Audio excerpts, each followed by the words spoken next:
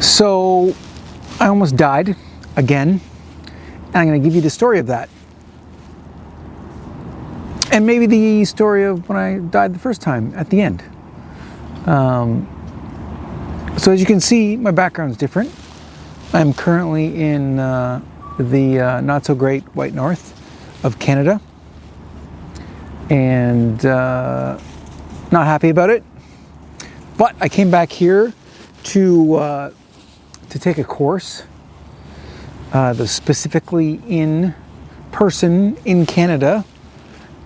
And then the other day,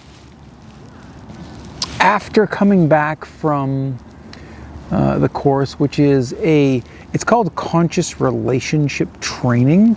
And really what it is, it's like a deep dive into whatever kind of emotional stuff you have going on. It's like shadow work, really digging into, potentially some of your childhood issues, and really like an in-depth self-awareness training so that you can be better in the world, you don't react. And also, I've been doing this for a few years, and also so that I could teach other people this method, because the benefits are that you get to release anger, you become a much more calm person, you're able to deal with life and relationships in a far better way, you're able to understand yourself and the dramas that you might create in your life, and so it just kind of like clears the path for you to really, really enjoy life in a much better way. But you have to go through some traumas and struggles and emotional turmoil in the course in order to get there, for the most part, because we all have them. And so it turns out that before the course I went for a very long bike ride with a friend of mine, and it was quite straining on my chest, and I thought that I was just out of shape because I surf a lot. I was like, oh, this is just a minor thing. And so then I went to the course, 3 hours, lots of emotional stuff coming up. And on the way back, my chest started to hurt. But I went home anyway, because I was like, I'm used to this feeling of my chest hurting. I thought it was some form of either, heartburn, and also that my lungs weren't just at full capacity, because this sort of burning sensation that I got in my chest had happened to me before. And so I was like, oh, I'll just go to bed, and eventually it'll fade like it usually does. But it did not fade. And in fact, it started to burn, like, let's call it started at like a 2 or a 3 out of 10. And quite quickly it turned into an 8 or 9 out of 10. It's just that I got up out of bed and I was like, uh-oh. And I was staying at my friend's place by myself. I was like, I don't know where a hospital is, but I think I need to get to one, because this is going from 8 or 9 out of 10 to a 10. So I booked one of those like a rental car services where you go, it's called Evo here, and put on my clothes, and I started to go out the door and around the corner to go pick up this car so that I could drive myself to the emergency room at the hospital. And quite quickly after coming out of the door, I sort of fell onto the street, very blurry. I started to almost need to vomit, and realized I was in serious trouble, and immediately realized there was no way I was going to even make it to the rental car. And it was like 1 a.m, and so there wasn't that many people around, but I managed to stagger down the street to the corner, and there was a cab, and the guy was outside of his cab drinking a coffee, eating a donut or something like that. And I stumbled around the corner and saw him, met his eyes, and he seemed to immediately know what was going on. And I grabbed my heart, and he was like, "Get in the car." And so I fell into the car, and he sped over to the nearest hospital and dumped me out of the car into the emergency room. And by that time, he was freaking out while I was in the cab as well, because I started to not be able to breathe properly. And he kept asking me if I was going to make it. And I just kept saying, just drive, because there was no other way around it. And I started to realize that it was getting very difficult to breathe. And I had the thought, oh, this is a really painful, bad way to die. But then I quickly flipped myself back into just focus on breathing and dealing with the pain.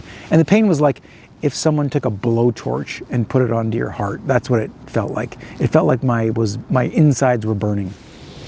So I fell into the hospital, got up to the counter, and by then the left hand side of my body was shaking uncontrollably because of the amount of pain. My body tends to do that. It'll just shake to kind of, I don't know why.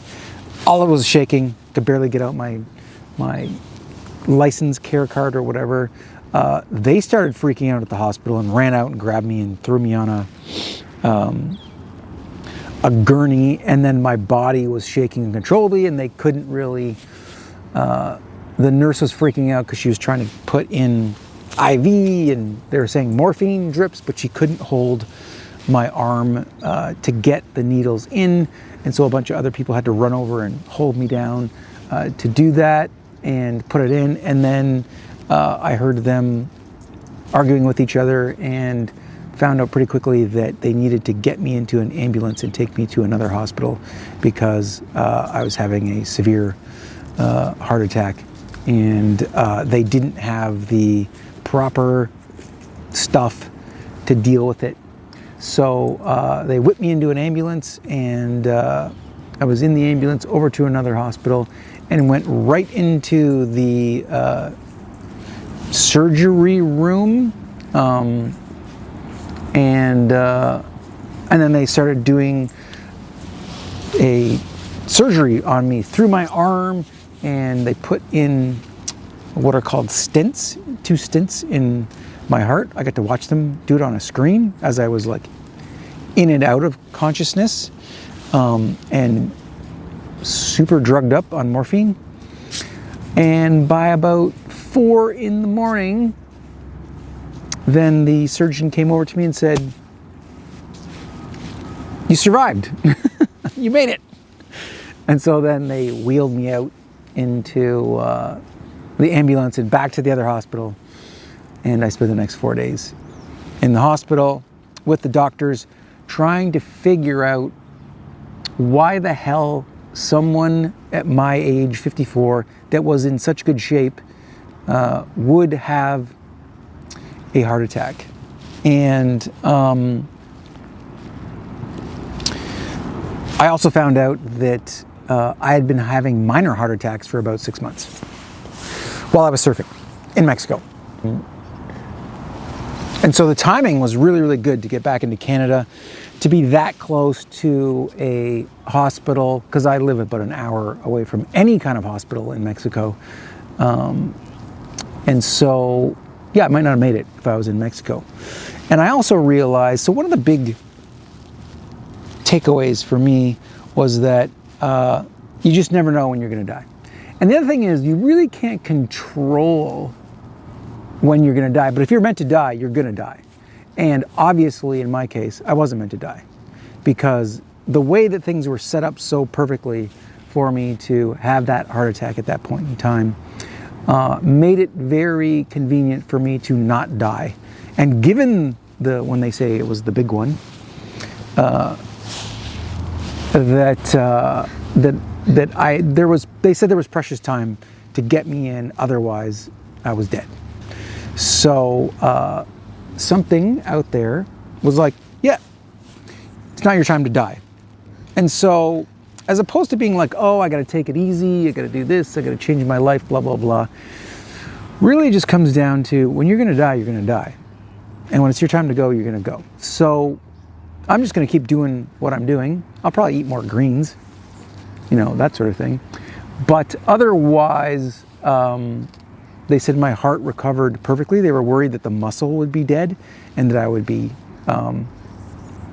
basically debilitated for the rest of my life, but my heart responded amazingly well, and they were very, very surprised and still a little baffled. And I'm just going to give you a little hint. I have been vaccinated, and about a month after I got vaccinated, my heart did not feel the same way it was, and this was a while ago. And so I stopped doing really, really extreme kind of athletic stuff because I had a few close calls where I was like, oh, my heart this does not feel like my regular heart. There's something different about what's going on there. And so I eased up on the extreme athletics and really sort of toned it down after that. But that was years ago. So I guess what I'm saying is, I think the vaccine might have had a little bit to do with it. Anyway, so I said that this was the second time that I almost died. It was actually probably the third time that I almost died. The first time that I almost died, I thought I was dead. And it was when I was younger, in my 30s. I was surfing in San Luis Obispo in California, and had just learned how to surf and was not good at it at all, but I was 30, so I thought I was. And there were some big sets coming in off Morro Bay, off Big Rock, the Big Rock at Morro Bay. And I went to the rental shop to get a board, and the guy warned me and said, "Are you a good surfer?" And I said, "Yeah, I'm pretty good." And I wasn't, not at all. And he said, "Okay, well, you're obviously not a local." And he said, "What you need to do is you need to really, really pay attention to what the locals are doing. And when they move from the rock, you need to move away from the rock and pay attention. Because if you don't, you're in big trouble." And so, of course, I didn't pay attention. I did pay attention to the locals for a bit. And then I started seeing how the waves were getting a little bit bigger, and I was like, I'm just going to swim out over this area. And because these look like some big, big, big waves. And what happened was the waves grew to an enormous level, and I looked around and all the locals were gone. They were like hundreds and hundreds of yards away. And then I looked back to the rock, and there were monsters rolling in. And so I thought, oh my God, I have to paddle towards them to get up over the peak, or I'm going to get crushed into the wave. And so I paddled up, up, up, up, and crested the peak and made it just above before it was crashing. And then the wave crashed behind me, and it was so loud that it knocked out my hearing. And I was like, oh, this is bad. And then I came down the wave, and as I was coming down the wave, and it knocked out my hearing, and I was trying to gain my grasp of what the hell was going on and trying not to panic, of course, they come in sets. So another one was coming right at me, and I started paddling for that one, but I knew there was no way I was going to make that one. But I had no other choice but to paddle towards it. I paddled up the wave, and it curled, and basically I ended up falling backwards on the wave at the same time where it smashed me into the surface, and I just got rolled and smashed and rolled and smashed and rolled and smashed and rolled and smashed. And eventually, when I poked my head out of the water, another one was coming in, boom, rolled and smashed and rolled and smashed and rolled and smashed. To the point where I didn't know what was up or down, and I was exhausted trying to just survive and hold my breath. And at a certain point, I was like, I got nothing left. And I looked around, and then I saw the surface of the water, and it was way above me. And I was like, I'm not going to make it. And then a very, very calm feeling came over me and I thought, I'm gonna die. And that's okay. That's fine. Gotta die at some point. And then I blacked out.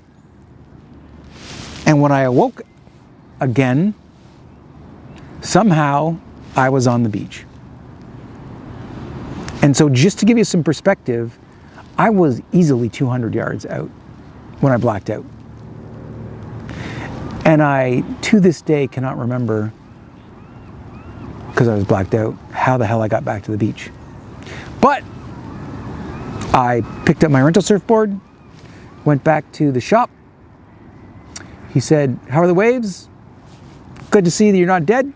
And I was like, "Yep." And then I just left. And I didn't surf again for 10 years because I should have been dead then. So, this heart attack, number 2. Well, number 3 was actually, this heart attack was number 3. Number 2, I'll leave that story for later. But that's it for now. Thanks for listening. Talk to you soon.